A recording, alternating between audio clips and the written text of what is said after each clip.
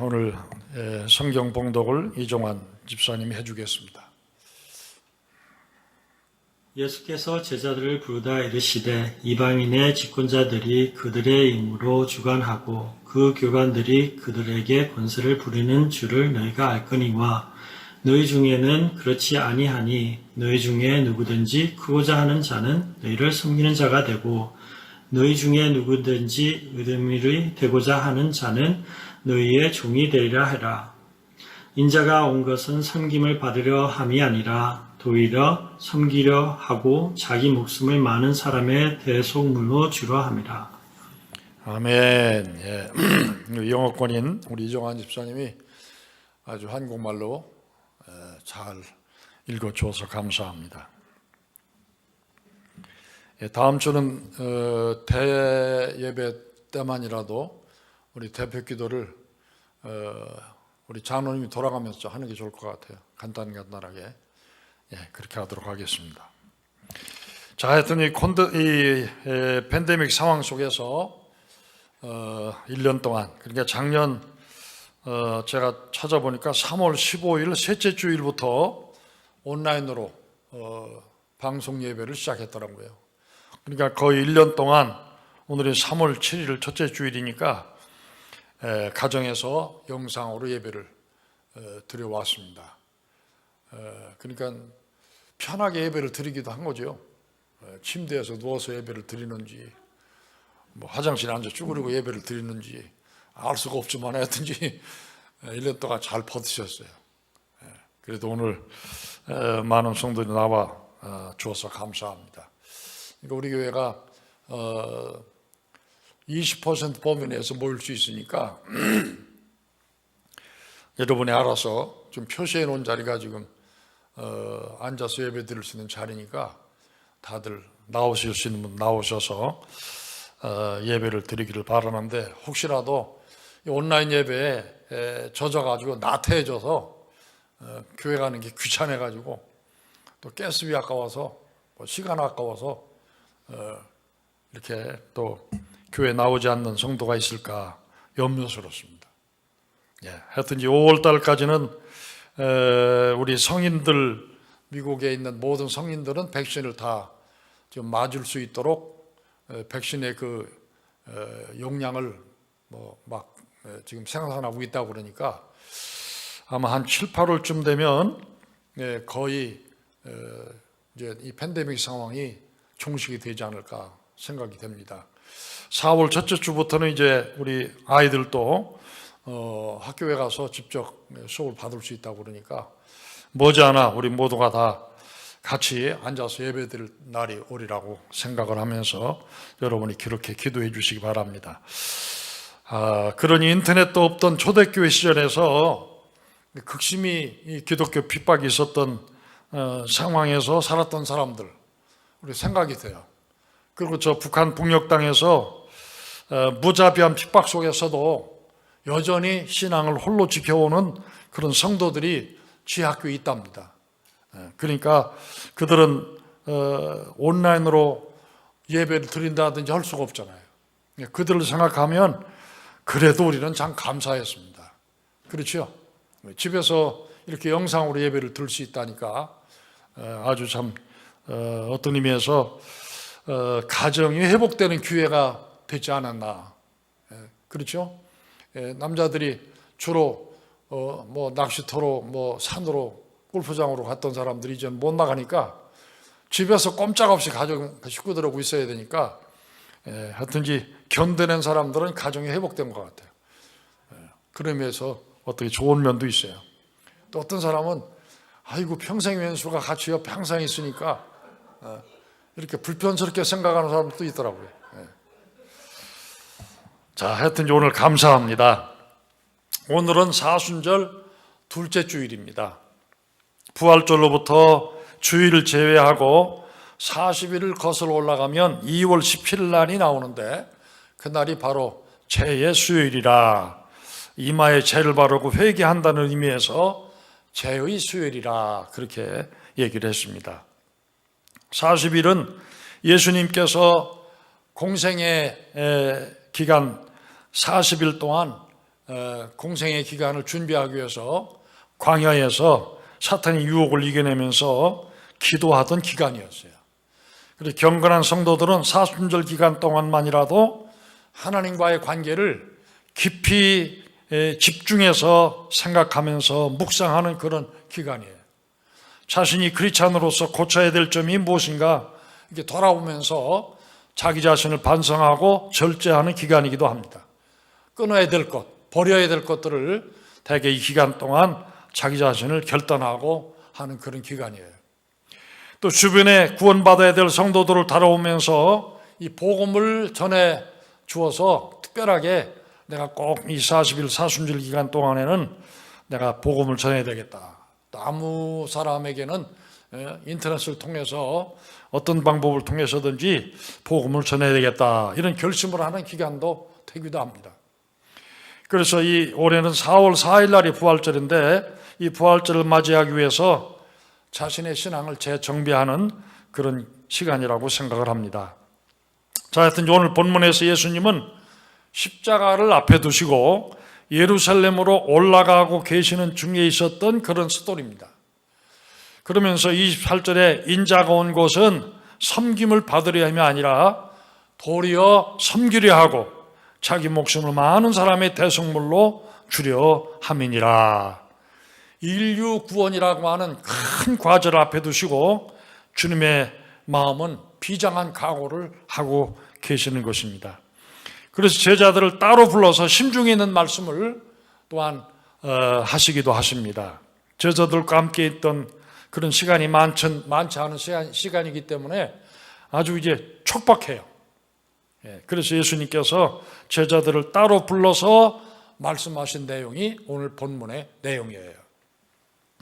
그래서 오늘 설교 본문 말씀을 시작하시면서 25절 말씀에 시작할 때 그래요. 예수께서 제자들을 불러다가 이르시되, 거기 원문은 따로 불러다가 이르시되 그렇게 되어 있어요. 제자들만 따로 불러 모아놓고 집중교육을 하시는 거예요. 사순절이 되면 주님과 관련된 물건 중에서 떠오르는 두 가지 물건이 있습니다. 제자들의 더러워진 발을 씻겨서 깨끗하게 씻어주시던 수건, 빌라도 총독 앞에서 모진 고문과 조롱과 모욕을 당하시고 가죽끝에 날카로운 쇠를 달아가지고 채찍으로 39번을 후려친 다음에 쫙 잡아다니면 밭고랑 갈라지듯이 모든 살점이 갈라져 버리는 그런 채찍을 맞으셨어요. 그리고 마지막에는 손과 발에 못 박아 처형당하셨는데 그 처형당하신 틀이 십자가입니다. 그래서 우리 기독교를 상징하는 표시는 십자가예요. 십자가가 우상은 아니지만 십자가가 의미하고 있는 내용이 이렇게 깊은 의미가 있는 거예요. 그래서 아주사 퍼시픽 대학교의 영성신학 교수라고 하는 교수님이 계십니다. 이분이 주장하는 십자가의 영성의 대중화에 힘썼던 분인데 이분이 이름이 리차드 포스터라고 하는 분이에요. 이분은 십자가는 복종의 징표인 것처럼 수건은 섬김의 징표다. 그래서 십자가와 수건 이 두 가지가 우리 기독교를 상징하는 중요한 사순절 기간에 묵상해야 할 의미다. 사람이 다른 사람을 섬기는 것은 인간의 본능이 아닙니다. 사실은 사람들은 본능적으로 남에게서 섬김을 받고 싶어 합니다. 남에게서 대접을 받고 싶어 합니다. 남으로부터 존경받고 높임을 받고 싶어 하는 게 인간의 본성이에요. 남으로부터 섬김을 받지 않는다든지 대접을 안 해준다든지 높여주지 않는다든지 하면 기분이 은근히 상합니다. 이게 인간의 본성입니다. 남을 섬기기 위해서는 자기를 낮추고 무릎을 꿇어야 합니다. 예수님은 제자들의 발을 씻길 때 예수님이심에도 불구하고 무릎을 꿇고 수건을 허리에 두른 다음에 제자들의 발을 꼼꼼하게 발가락 사이까지 다 닦아주시고 그리고 수건으로 깨끗하게 씻어주셨어요. 섬긴다는 것은 인간의 본능과는 전혀 반대되는 행동 양식이기 때문에 이게 거꾸로 한다는 게 어려운 거예요. 이 세상 모든 물질에는 중력의 법칙이라는 게 있습니다. 아이작 뉴턴이 발견한 중력의 법칙, 만윤력의 법칙이라고 그러죠. 이 중력은 모든 사물을 지구 중심으로 끌어당긴다고 하는 법칙이죠. 그래서 모든 물체는 위에서부터 지구 중심 쪽으로 끌어내려오게 돼 있어요. 이걸 역으로 끌어올라간다는 건 힘든 겁니다. 그냥 두었는데 위에서 아래로 떨어지는 게 보통이에요. 이게 상식이에요. 그게 뉴턴이 발견했는데 우리 이미 알았어요. 그걸 중력의 법칙이라고 하는 용어로 표현한 것뿐이죠. 그런데 인간의 내면에도 이 중력의 법칙같이 법칙이 있어요. 이 땅의 모든 인간은 모든 것을 자기 중심으로 끌어당기려고 하는 법칙이 있어요. 이게 아주 태어날 때부터, 애가 나올 때부터 쥐입니다. 뭐든지 손에 쥐게 돼 있어요. 애가 자라면서 이것도 내 거, 저것도 내 거, 저것도 내 거, 다 내 거예요. 이게 인간입니다. 점점 커나면서 옷을 입고 교육을 받아서 위장된 것뿐이지 그 아기가 가지고 있는 그 내면 중심 속에 자기 중심으로 끌어당기려고 하는 이 근본 인간의 중력의 법칙은 변함이 없어요. 죽을 때까지. 저는 많은 분들이, 또 많이 있는 분들이 돌아가시는 장면을 많이 봤어요. 돌아가시면서도까지도 하나도 내려놓지 않고 끝까지 그냥 자기 이름으로 가지고 있다가 나중에 남존일 시키는 일들을 저는 많이 봤어요. 이게 자기 중심의 법칙이라고 하는 겁니다. 사람이 본능적으로 돈도 명예도 인기도 모든 것을 다 자기에게 끌어당기려고 하는 자기 중심의 법칙이 내 속에 자리 잡고 있어요. 아주 견고합니다. 견고한 진입니다. 인간의 본성은 원래부터 죄를 가지고 태어났기 때문에 그래요. 자기 중심으로 생각합니다. 자기 중심으로 해석합니다. 자기 중심으로 이해합니다. 자기 중심으로 판단합니다. 그래서 모든 회의할 때마다 내 생각에는 이렇게 말을 합니다. 내 생각에는. 이처럼 자기 중심 성향은 죄를 지은 타락한 인간의 기본 본성이기 때문에 그걸 잘못했다, 네가 틀렸다 이렇게 말할 수가 없어요. 너나 나나 똑같으니까. 자기 내면의 중력의 법칙을 따르기 때문에 우리는 비웃을 수가 없어요. 다 똑같은 인간입니다.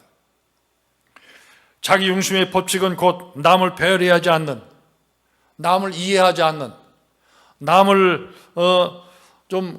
남 입장에서 판단해 보거나 남 입장에서 생각해 보거나 하거나 그런 걸 싫어합니다. 결국은 내 중심으로 말을 하게 돼 있어요. 여러분이 세상 물건 중에서도 이 중력의 법칙을 거스르는 신기한 물건이 있어요. 비행기입니다. 비행기. 저는 비행기를 탈 때마다 이렇게 엄청난 무게가 되는 이 전보 제트기라고 하는 이 보잉 747 비행기는 무게만요 397톤이랍니다.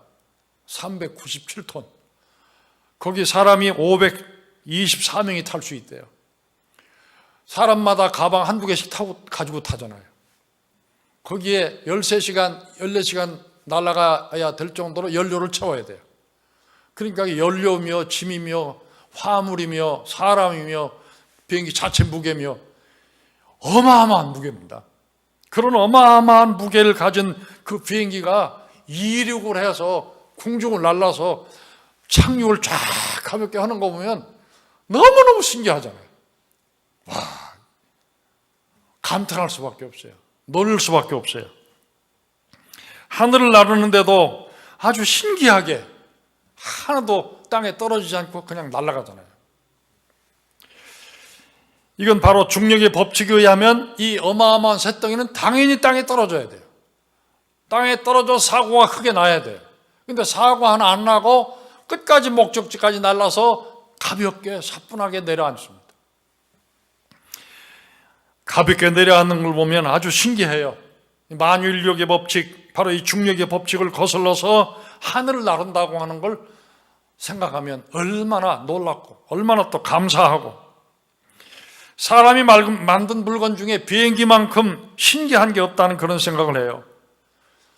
마찬가지로 사람들의 내면 세계도 마찬가지입니다. 사람들이 모든 것을 자기 중심으로 잡아 끌어당기는 자기 중심의 그 중력의 법칙을 가지고 사는 사람들인데, 당연히 사는 거죠. 그렇게 살다가 그렇게 죽는 거지요. 사람들의 이기적인 그 행동을 보면, 아, 저게 자연스러운 거야, 저게 당연한 거야.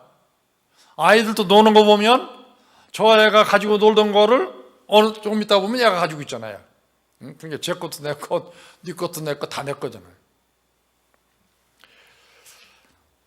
반대로 자기를 내려놓고 자기 욕심을 포기하고 남을 배려하고 이해하고 남에게 이렇게 헌신적으로 봉사하고 섬긴다고 하는 건요, 이게 오히려 이상한 거예요. 그렇게 생각하시기 바랍니다. 그렇게 생각하면서, 야, 참 감사하구나. 그 엄청난 비행기가 공중을 날아가듯이 자기 욕심으로 자기 중심으로 가득 차 있는 중력의 법칙에 완전히 매여가지고 사는 우리 사람이 남을 배려하고 남을 이해하고 남에게 헌신하고 남을 섬긴다고 하는 거, 이거 기적 같은 일이에요. 참 훌륭한 일입니다. 그래서 그런 사람은 여러분이 박수를 쳐야 돼요. 그 기업을 이루는 많은 사람들이 사회에 환원을 합니다. 그 엄청난 기업을 사회에 환원하는 미국의 대기업들을 여러분 존경해 줘야 돼요. 그렇게 많은 세금을 내면서 그 기업을 운영하다가 나중에 세상을 떠날 때는 다 사회에 다 환원하고 떠나는 사람들 많잖아요. 이게 훌륭한 겁니다. 이게 보통 훌륭한 거 아니에요. 그 엄청난 무게가 공중을 날아가는 그런 그 기적과 같은 사건처럼 기적 같은 일입니다. 그래서 그러들을 여러분들이 존경해야 됩니다. 거대한 비행기가 하늘을 나르듯이 천국을 향해 날을 수 있는 우리 성도들이 된다고 하는 건 또 생각하면 더 큰 일이에요. 근데 이게 이렇게 할 수 있는 게 뭡니까? 그 중력보다 더 큰 힘이 있다는 거예요. 중력보다 더 큰 힘이 있기 때문에 그걸 거슬러서 이겨서 앞으로 날아갈 수 있는 거예요. 그것이 하늘을 보좌를 버리고 철저하게 자기중심으로 살아가는 죄인된 우리 인간을 구원하기 위해서 이 땅에 내려오셔서 십자가에 달려 죽어주신 예수님의 십자가의 중력입니다. 십자가의 위대한 법칙입니다. 십자가의 위대한 능력입니다. 저는 이것을 십자가의 영성이라고 늘 고백을 합니다. 어느 단체나 어느 곳에 가서 말씀을 증거할 기회가 있으면 이게 바로 십자가의 영성이다. 이 십자가의 영성은 십자가의 중력이다. 지구의 중력이 잡아당기는 힘보다 비행기가 그 엄청난 힘을 가지고 날아갈 수 있는 힘이 더 크기 때문에 그 중력을 이기고 나가는 거예요.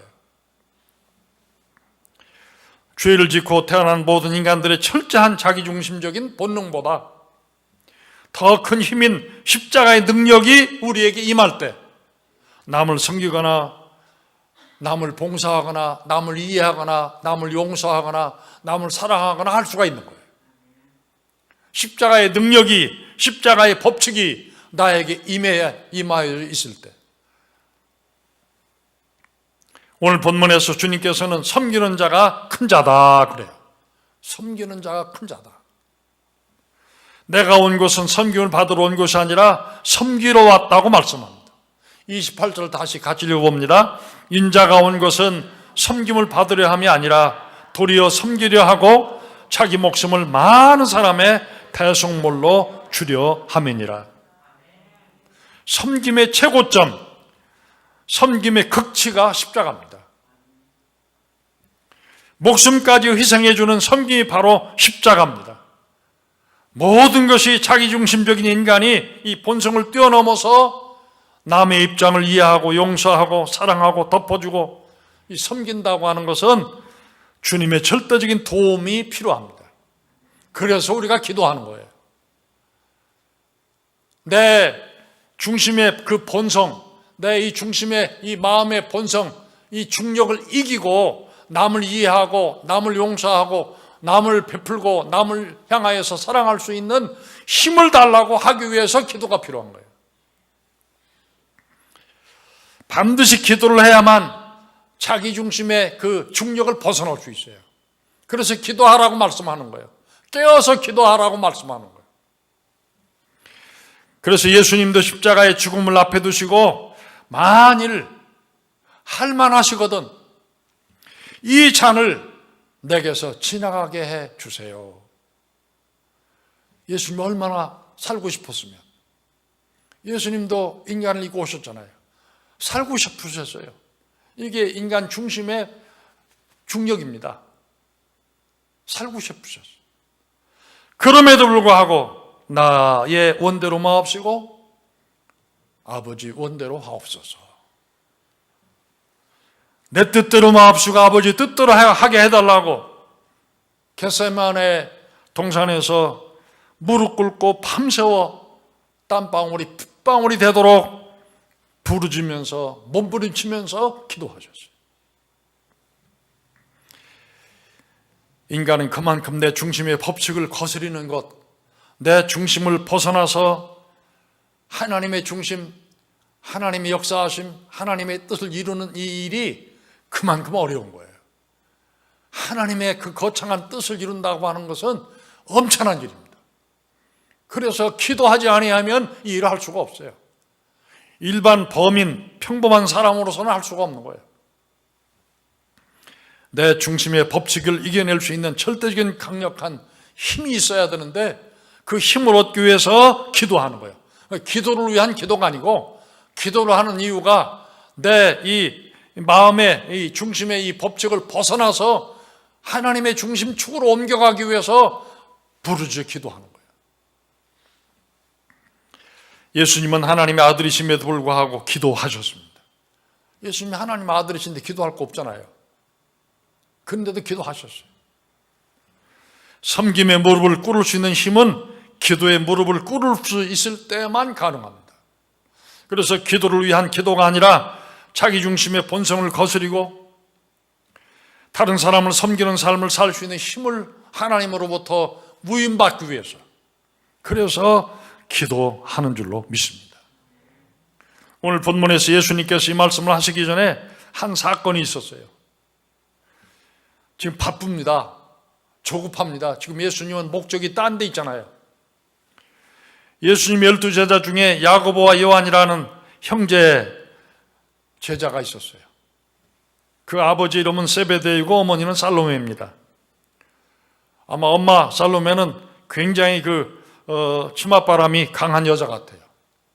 자기 중심적인 이기심의 그 법칙에 아주 철저하게 따르는 아마 엄마 같아요. 다른 제자들이 엄마들도 다 그런 생각을 했을 거예요. 그런데 이 살로메는 특별히 유난히 더 강했어요. 다른 제자들이 눈 뜨고 다 보고 있는 앞에 예수님 앞에 가서 예수님을 특별히 만나기를 원합니다. 상담하기를 원합니다. 지금 그 바쁜 와중에 다른 제자들이 얼마나 화가 나겠어요.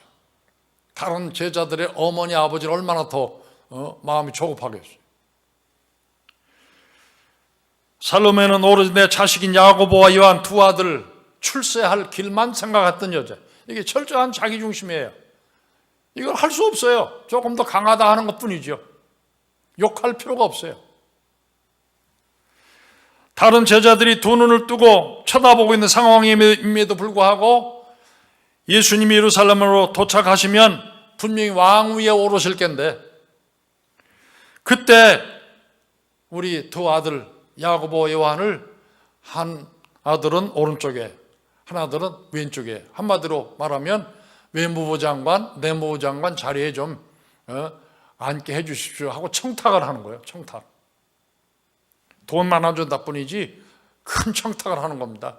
미리 예수님에게 입김을 넣어드리는 거예요. 머리에 각인시키라고. 살로메는 예수님이 예루살렘 올라가시면 무슨 암행어사 출두요 하듯이 로마 정부를 뒤집어 엎고 세상을 호령하는 왕위에 오를 걸로 생각했던 여자입니다. 그 당시에 많은 예수님의 기적들을 경험했던 사람들은 그렇게 생각했던 게 일반 상식이라고 할 정도로 그런 생각을 했을 정도예요. 5천 명을 먹이고 보리떡 5개, 물고기 2마리를 5천 명을 먹이고 이게 보통 일이 아닙니다. 예수님이 오시면 이런 역사는 분명히 일어날 거다, 이런 생각을 했던 그런 상황이기 때문에 당연히 청탁할 수 있어요. 육신의 이 본성대로 사는, 그 육신의 중력대로 사는 성도 입장에서는. 그때 예수님 뭐라고 답변합니까? 살로메야, 네가 무엇을 구하고 있는지 네가 알지 못하고 있구나. 한마디로 답답하다 그 말이죠.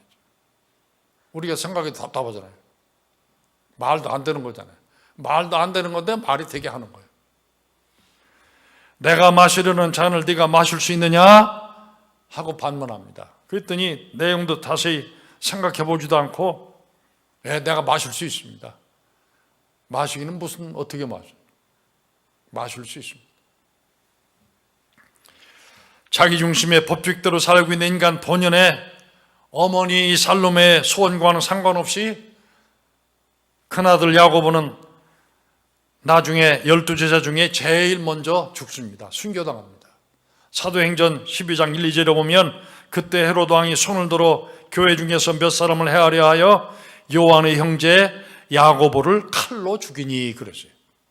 살로메 생각하고 그 어머니 살로메의 뜻하고는 100% 달라져 버렸잖아요. 제자 중에 성경에 이렇게 구체적으로 어떻게 죽었다 하는 게 나와 있는, 기록상 나와 있는 것은 야고보 하나뿐입니다. 베드로나 다른 제자들이 다 순교당했는데 그 순교당한 순교 역사는 하나의 전승의 기록에 의해서 알고 있는 것뿐이지 성경에 구체적으로 나와 있는 제자 중에 가장 구체적인 제자는 야고보 하나예요. 그리고 그 아들 요한은 92살에 돌아가셨는데 요한복음, 요한 1, 2, 3서, 요한계시록을 기록한 분이죠. 살아있는 순교자라고 할 정도로 12제자 가운데 정상적으로 평안히 살다가 자기 수명대로 살다가 주님 곁에 가셨어요. 신기하잖아요. 살로메하고 전혀 어머니의 뜻하고는 다르게 살았잖아요. 무슨 이 세상에서 어떤 그 큰 권세를 누렸다거나 그런 게 없잖아요. 하다못해 무슨 한 지역의 도지사나 어떤 대통령이 되거나 이런 전혀 없잖아요.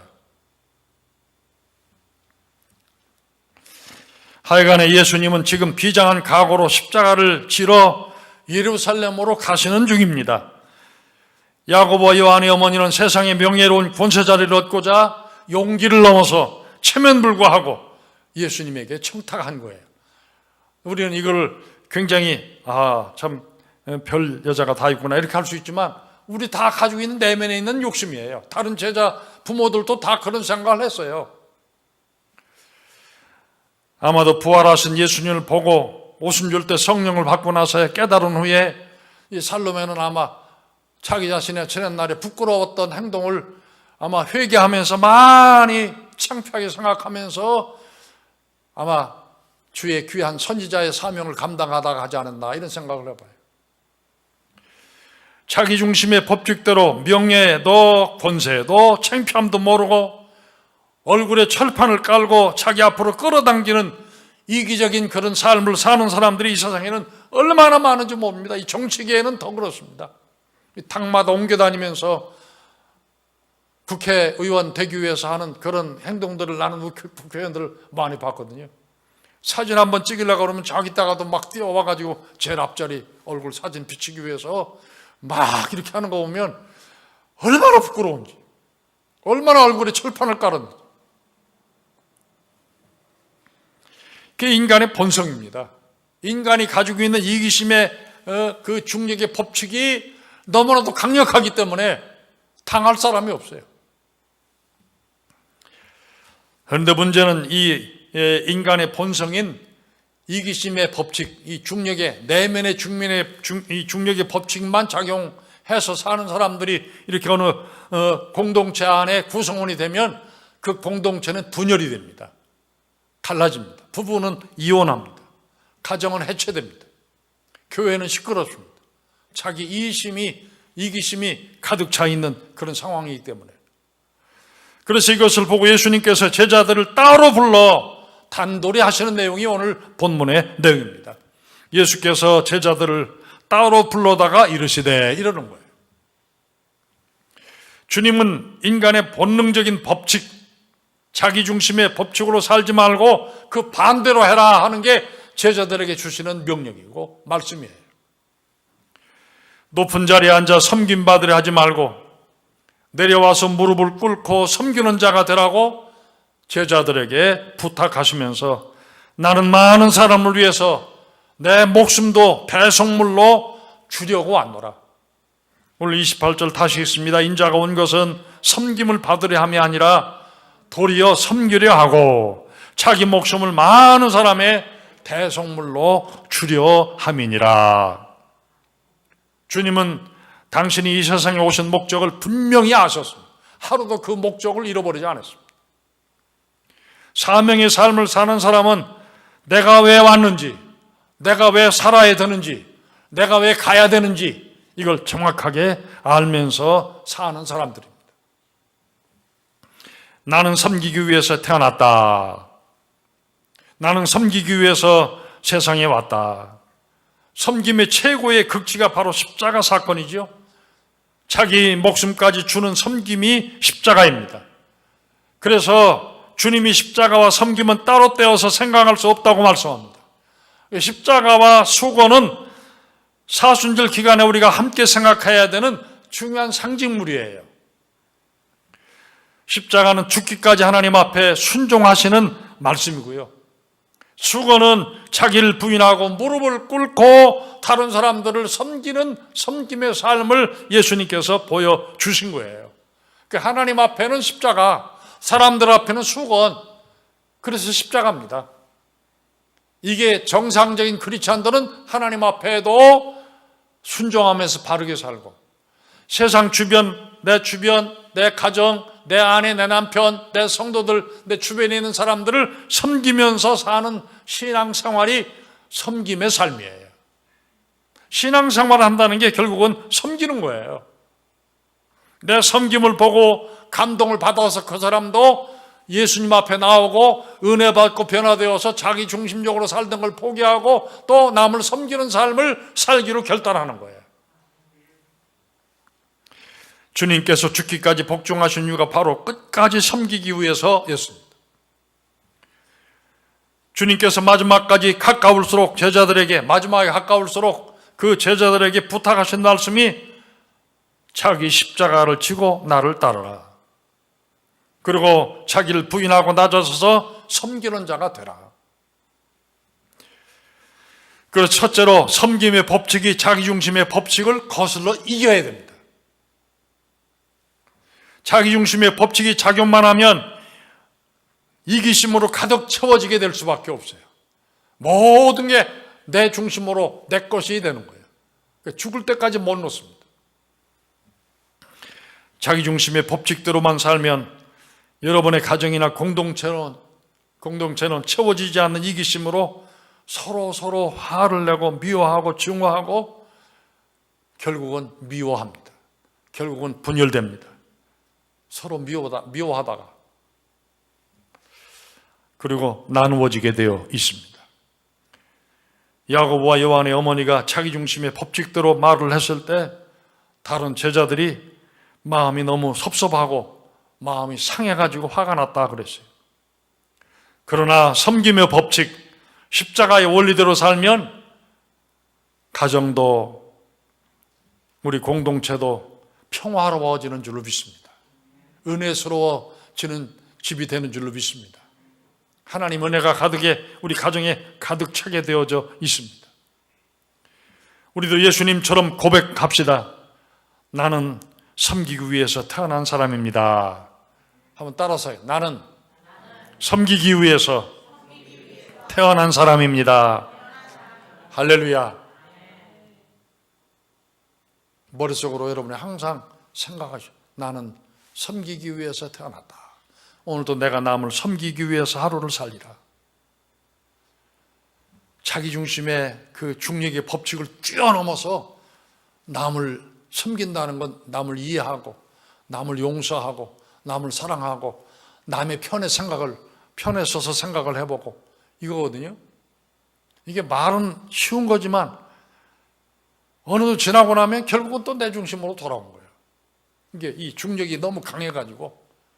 근데 이걸 이겨서 차고 올라가서 날아갈 수 있는 그 비행기처럼 큰 힘이 작용해야만 이 중력의 법칙을, 만유인력의 법칙, 이 중력의 법칙을 뛰어넘어서 땅에 떨어지지 않고 목적지까지 갈 수 있는 거예요. 우리의 남을 섬기기 위해서 태어났다고 하는 이 정신도 내 육신의 그 중력의 법칙에서 뛰어넘어서 거슬러 올라가서 남을 섬긴다고 하는 게 얼마나 위대한 일인지 모르는 거예요. 말이 쉬운 거지 행동으로 옮긴다는 건 굉장히 어려운 일입니다. 당신은 사랑받기 위해 태어난 사람이라고 하는 우리 찬양하잖아요. 이 찬양을 부를 때 손을 펴서 상대방을 축복을 해서 우리가 격려를 합니다. 내가 당신을 섬겨주고 사랑해 주겠습니다. 당신은 사랑받을 자격이 있는 분입니다. 어떤 분은 당신을 사랑받을 자격이 있는 분입니다. 이렇게 하면서도 말로는 당신은 사랑받기 위해 태어난 사람입니다. 아니지 내가 마땅히 사랑받기 위해 태어난 사람이지. 이렇게 생각하는 분이 있어요. 사람이 할 수 없어요. 그거 잘못됐다고 할 수 있는 것은 아니에요. 그런데 그걸 뛰어넘는 삶을 살게 하기 위해서 우리가 기도하는 거예요. 나는 예수님처럼 생기기 위해서 태어난 사람이라고 하는 그런 생각을 가지고 우리가 살 때 건강한 신앙생활을 할 수 있는 거예요. 나만 손해보는 것 아니냐? 라고 생각을 할 수도 있어요. 그러나 절대로 그렇지 않습니다. 천국에서는 섬기는 자가 큰 자라고 했습니다. 우리 주님이 눈으로 볼 때는 섬기는 자가 큰 자라는 거예요. 아, 너는 큰 자구나. 아, 다 망했는데요. 남을 섬기다가 다 쫄딱 망했는데요. 아니야, 너는 네가 큰 거야. 우리 주님의 눈은 다릅니다. 세상 사람들이 보는 육신의 욕심대로, 육신의 중력의 법칙대로 사는 그런 시각으로 보면 저 사람 예수 믿다가 하나님이라다가 다 망했대, 이런 소리 할 수 있어요. 근데 하나님이 보실 때는 그게 아니라는 거예요. 천국에서는 섬기는 자가 큰 자입니다. 잠깐 사는 세상에서는 섬기는 자로 살고, 영원히 사는 세상에서는 천군 천사들의 섬김을 받으면서 살기 때문에 큰 자입니다. 섬김은 어떤 마음을 가져야 가능한지 생각해 보십시다. 두 번째로, 섬김은 먹이고 기르는 엄마의 마음입니다. 먹이고 기르는 엄마의 마음, 어머니의 마음이에요. 예수님이 섬기는 치마 이 수건을 두르고 섬기는 것은 어머니 이 모성의 사상과 희생의 정신이 없으면 그거 못하는 거예요. 가정에서 엄마들은 가장 많이 섬기는 분들이죠. 엄마가 하는 일은 자녀들을 먹이고 기르는 일입니다. 자기 몸이 아무리 피곤해도 자식들을 먹이고 기르는 일을 항상 머릿속에 생각을 합니다. 영적인 세계에서도 마찬가지입니다. 부활하신 예수님께서 나타나셔서 베드로에게 네가 나를 사랑하느냐고 3번 말씀하신 다음에 내가 주를 사랑하는 걸 주님이 아십니다. 이 말을 들은 다음에 예수님 뭐라고 말합니까? 내 어린 양을 먹여라. 내 양을 쳐라. 내 양을 먹여라. 이렇게 3번 말씀하셔요. 어린 양을 먹이라는 거예요. 철딱선이 없는 다른 불쌍한 영혼들, 자기 욕심으로 가득 차 있는 자기 욕심의 중력의 법칙에 의해서 헤어나오지 못하고 사는 저들을 하나님 보실 때, 주님 보실 때 어린 양이에요. 그들을 향해서 먹이라는 거예요. 나는 섬기러 와서 죽기까지 너희를 섬겼다. 너희도 나처럼 섬기라고 주님께서 섬김의 구체적인 말씀을 베드로에게 하시는 거예요. 다시 말하면 영적인 어머니가 되라 그런 뜻이에요. 내 어린 양을 먹여라. 내 어린 양을 쳐라. 내 양을 먹여라. 이게 어머니잖아요. 어머니. 어머니가 하는 거잖아요. 내 어린 양을 먹이라고 두 말씀하십니다. 섬김은 바로 먹이는 것입니다. 엄마들이 섬김의 기본적인 자세는 먹이는 거 있잖아요. 먹이는 데 있잖아요. 선한 목자이신 예수님은 주님을 사랑한다고 고백하는 베드로를 향해서 그래, 네가 나를 사랑해? 자, 그러면 내 어린 양을 먹여다오 하고 부탁하는 거예요. 아이가 건강하기 위해서는 먹어야 합니다. 잘 먹여야 합니다. 잘 먹이는 부모 노릇이 가장 기본입니다. 잘 먹이지 않는 그런 부모는 부모가 아닙니다. 북한 공산주의가 왜 문제입니까? 잘 먹이지 않기 때문에. 정치 지도자가, 위대한 정치 지도자들은 자기가 정치하고 있는 한 그 기간 동안 백성들을 잘 먹여야 될 의무가 있어요. 평화롭게 먹고 살 수 있는 환경을 만들어주는 게 정치 지도자들이 해야 할 첫 번째 의무입니다. 자기 이익을 채우기 위해서 백성들을 이용해 먹는 이런 정치 지도자들은 그건 정치 지도자가 아닙니다. 우리 건강을 결정하는 것은 좋은 먹거리입니다. 가장 좋은 약은 음식이잖아요. 건강한 먹거리들을 엄마, 아버지는 먹이기 위해서 준비하고 예비하고 해서 날마다 수고하는 거예요. 예수님께서 내 양을 먹여라, 내 양을 먹여다오 하는 거예요. 내 육신만 잘 먹여 키우면 육신만 잘 크면 안 되잖아요. 육신만 잘 크면 성인 아이라고 그래요. 성인 아이. 몸은 컸는데 아이, 정신 상태는 아이다. 성인 아이. 그래서 영적으로도 정신적으로도 잘 먹여줘야 돼요. 영적 양식은 하나님의 말씀을 주시는 교회로 와야 돼요. 반드시 교회에서 어린아이들을 영적으로 키워야 됩니다. 영적으로 육적으로 같이 키워야 정상적인 건강한 어린아이, 건강한 성인이 돼갈 수 있는 거예요. 하나님의 말씀인 영의 양식이 영혼을 풍성하게 영양가 있는 말씀으로 채우는 거예요. 독초를 잘못 먹이면 죽습니다. 이 독초는 세상의 이단이나 악한 사탄의 사상들, 공산주의 사상들, 이런 사상들이거든요. 육체도 이 영혼도 잘 먹여서 키우는 엄마, 아빠들이 되시길 바랍니다. 이게 예수님께서 베드로에게 부탁한 말씀이에요. 잘 먹이는 것이 섬김입니다. 예수님께서는 당신을 생명의 떡으로 우리에게 주셨습니다. 예수님 스스로가 생명의 떡으로 오셨어요. 요한복음 6장 35절에 보면 내가 곧 생명의 떡이니 내게 오는 자는 결코 줄이지 아니하리라. 요한복음 6장 51절 같이 읽읍시다. 나는 하늘로서 내려온 사한 떡이니 사람이 이 떡을 먹으면 영생하리라. 생명의 떡이신 예수님을 여러분 혼자만 먹지 말고 다른 사람에게 충분히 나눠주어서 같이 먹고 살 수 있는 그런 여러분이 되어야 창성한 성도가 되는 줄로 믿습니다. 내 양을 쳐라. 이것도 다 부모로서 해야 할 중요한 일입니다. 저는 손자, 손녀들을 이렇게 많이 보면서 저는 행복을 가지고 있는 목사입니다. 손자들 키우는 것보다 손녀들 키우는 게 엄마 아빠들이 좋아하는 것 같아요, 보니까. 저번에 제 생일날 카드를 손자들이 이렇게 써서 보냈는데 영어로 딱 4줄 썼더라고요. 할아버지는 나의 롤모델입니다. 내가 어릴 때부터 본 할아버지는 스트롱 폴슨입니다. 내가 어려운 일이 있을 때 할아버지를 기억할 것입니다. 내가 대학에 가서도 할아버지를 항상 그리워할 것입니다. 이 정도면 잘 쓴 거죠. 근데 영어로 써, 영어로. 한글이 좀 부족한 거지. 근데 손녀는 뭐라고 썼냐면 구구절절히 다 썼어요. 그리고 끝에 가서 할아버지 짱이에요. 엄마 사랑해요. 엄마가 아니라 엄청 사랑해요. 그래 이렇게 왔어요. 야, 그냥 또박또박 한글로 써서 한글로.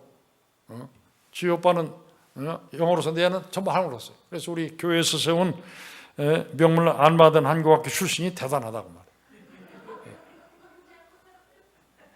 그래서 카드를 냉장고 문에다 붙여놓고 오가면서 읽으면서 아주 흐뭇해가지고 여자애들은 남자애들보다 마음이 빨리 성숙해지는 것 같아요. 남자애들은 딸보다는 좀 몸은 빨리 자라지만 마음이 좀 덜 자라는 것 같아요. 그 이유는 애가 나중에 커가지고 장가 가서 마누라로 두면 마누라 잔소리 때문에 크는 거예요, 남자들은. 그러니까 남자가 조금 모자나 보여도 걱정하지 마라. 걔가 장가면 잘 가면 돼. 똑똑한 여자 만나면 바가지를 박박 긁어가지고 애를 정상적인 남자로 만들어내니까 염려할 거 아무것도 없어. 어차피 아들은 그 여자의 남편이 되는 거니까. 그러므로 지혜로운 아내는 남편의 미성숙한 부분을 잘 다뤄가지고 바가지를 박박 긁어가지고 결국은 훌륭한 남편을 만들어내니까 걱정할 거 아무것도 없어요. 어려서는 남자애들이 마음이 더디 크는 것 같아도요, 나중에 결혼해서 보니까 다 잘 살더라고. 아버지 노릇 잘하고요, 가정 잘 이끌어 가더라고. 그러니까 염려할 거 없다, 그런 생각을 해요. 예전에 사춘기를 지나고 있는 손자가 제 엄마한테 퉁명스럽게 말을 해가지고 제 엄마가 속상해가지고 괴로워하고 있으니까 어린 손녀가 그 제 오빠 밑에 애가 제 엄마한테 엄마, 오빠가 아직 덜 커서 그러니까 걱정할 거 없어요. 오빠가 아직 덜 커서 그렇다. 저는 그 말을 집사람한테 듣고 나서는 우리 손녀가 할아버지보다 똑똑하다, 그런 생각을 했어요. 아직도 덜 커서 하나님의 마음을 기쁘시게 해드리지 못하는 그런 우리 경우가 참 많잖아요. 주님께서는 아직 믿음이 덜 큰 성도들을 참고 기다려 주십니다. 우리도 다 하나님 앞에는 다 부족한 남자애와 똑같아요. 저 성도는 아직 덜 커서 그렇구나, 이런 생각을 해요. 여러분, 도로 지나다가 건물 공사할 때, 도로 공사할 때 뭐라고 표시해놨잖아요. 예? 공사 중 불편을 끼쳐드려 죄송합니다. 언제부터 언제까지 이렇게 써 있잖아요. 예. 그러니까 언제부터 언제까지 기간이 있으니까 참아주는 거예요. 불편해도 공사 중이라는데. 근데 우리 사람도 마찬가지예요. 365일 어른이 될 때까지 평생을 공사 중인 사람이 되면 이건 문제가 있는 거죠. 근데 기간이 있잖아요.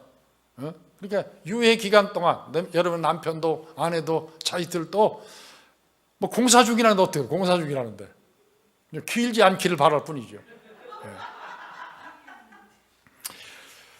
어른들을 우리가 어린아이 같은 어른들을 뭐라고 그래요? 성인아이라고 그래요. 성인아이. 덩치는 큰데 생각하고 행동하는 거 보면 애들 같은. 근데 그것도 참아 주시기 바랍니다. 공사 중이니까. 예? 언젠가는 정상적인 어른이 되면 달라져요. 예? 성인아이라는 게 뭐예요? 내 중심으로 생각하는 거예요. 내 중심, 내 육신의 법칙에 의해서만 살아가는 사람들. 그걸 뛰어넘어야 되거든요. 근데 그걸 뛰어넘을 날이 오는 거예요. 근데 그 날은 이 변화는 교회밖에 변화시킬 수가 없어요. 교회 와서 말씀을 듣고 은혜를 받고 성령을 받고 변화되면 알아줘요. 그때까지 참아서 기다리시기 바랍니다. 제발 참아주십시오. 사고 치지 말고 조금만 더 참으시기 바랍니다. 큰 사람, 성숙한 사람은 자기중심적인 내면의 중력의 법칙을 거슬러서 뛰어넘어서 이제는 아내의 생각도 아내의 입장에서 생각해보고 자식들 입장에 생각해보고 부모님 입장의 생각을 상대편의 입장을 생각하면서 생각을 하는 그때가 이제 오게 되는 거예요. 우리 믿음이 크기를 기다리시면서 먹이고 기르시는 목자의 마음이 바로 섬김의 종으로 오신 주님의 심정입니다. 여러분, 이번 사순절 기간을 맞이해서 예수님이 수건을 들고 제자들의 발을 씻겨주신 모습을 생각하면서 우리도 가정에서 교회에서 서로 섬기며 수건을 들고 다니면서 섬겨주시기 바랍니다. 자기를 부인하는 십자가의 법칙으로 세상에 대해 중심의 이기심의 법칙을 이기시고 승리하시는 우리 모든 성도들이 되시기를 우리 주님의 이름으로 간곡히 부탁을 드립니다. 할렐루야. 자, 오늘 여기까지 하고 마치겠습니다. 기도하십시다. 다 같이 우리 생각하면서 내 육신의 이 정욕의 법칙, 육신의 중력의 법칙에 의해서 살지 않고 십자가의 법칙으로 이기고 승리하는 저희들의 삶을 살게 해달라고 다 같이 기도하십니다. 주님 감사합니다.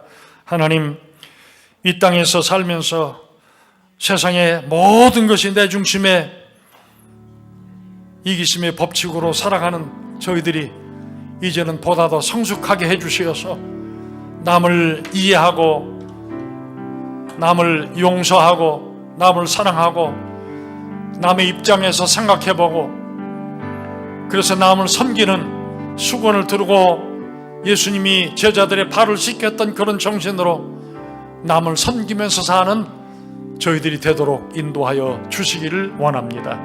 이 사순절 기간만이라도 그런 마음으로 그런 정신으로 섬김의 삶을 살기로 결단할 수 있도록 역사하여 주시옵소서. 혹시 사순절 기간 안에 내 자신이 그동안 살아오면서 내 중심으로만 살았던 그런 잘못들이 있다고 하면 이제 과감하게 내려놓고 포기하고 순종하면서 무릎 꿇으면서 다시 한번 새롭게 주님의 의지대로 주님의 뜻대로 살아보기로 결심하는 저희 모두가 되게 해 주시옵소서. 그래서 우리 교회 또 우리 가정 우리의 모든 삶의 구성원들이 행복해질 수 있도록 축복해 주시옵소서. 감사합니다. 예수님의 이름으로 기도하옵나이다. 아멘.